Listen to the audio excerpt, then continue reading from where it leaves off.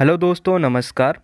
आज की इस वीडियो में मैं आपके साथ बाघ के बारे में डिस्कशन करूंगा। बाघ से रिलेटेड जितने भी आपके क्वेश्चन बनते हैं सीटेट के एग्ज़ाम में, मैं आपको सारा क्वेश्चन डिस्कस करूंगा इस वीडियो में। और आपसे प्रॉमिस करता हूं कि इस वीडियो के अलावा कोई भी क्वेश्चन आपके पेपर में नहीं दिखने वाला है। जी हाँ, जैसे कि मैंने हाथी से रिलेटेड क्वेश्चन कराए थे और आज टॉपिक है हमारा बाघ। तो चलिए देखते हैं पहला जो है पॉइंट दिया है आपके सामने। बाघ अंधेरे में हमसे 6 गुना बेहतर देख सकते हैं। यानी कि अगर हम 1 किलोमीटर दूरी तक देख सकते हैं अंधेरे में, हम तो अंधेरे में कुछ नहीं देख सकते, लेकिन बाघ अगर हम 1 किलोमीटर देख रहे हैं तो बाघ 6 किलोमीटर तक देख लेगा। यानी कि बाघ की देखने की शक्ति हमसे 6 गुना ज़्यादा है।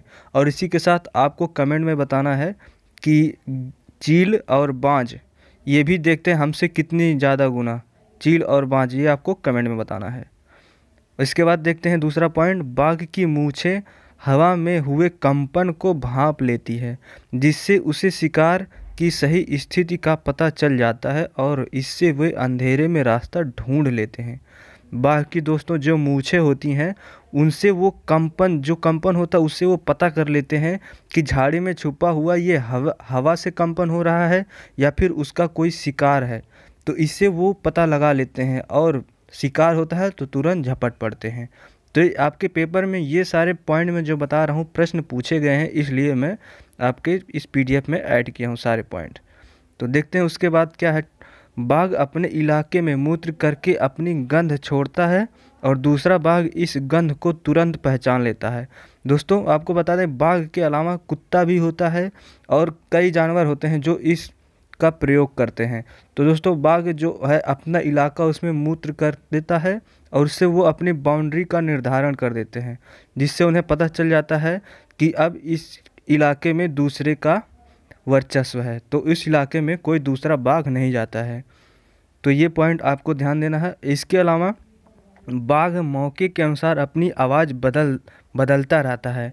यानी कि जब बाघ को शिकार करना होता है तो वो अपनी आवाज़ दूसरी तरह निकालता है, और जब वह अपने बच्चों के साथ या किसी और काम में होता है तो वो अपनी आवाज़ बदल देता है। तो बाघ में आवाज़ बदलने की क्षमता होती है। इसके साथ बाघ का गुर्राना जो होता है, जो गुर्राते हैं बाघ, वो 3 किलोमीटर दूर तक सुना जा सकता है, इतनी तेज़ वो गुर्राते हैं। तो ये भी कई बार पूछा गया है ये वाला प्रश्न, और वो देखने वाला जो प्रश्न था, ये दोनों प्रश्न तो सीटेट का फेवरेट है। ये दोनों कई बार पूछे गए हैं, तो इसको आप नोट करिएगा या फिर पीडीएफ आप टेलीग्राम से डाउनलोड कर लीजिएगा।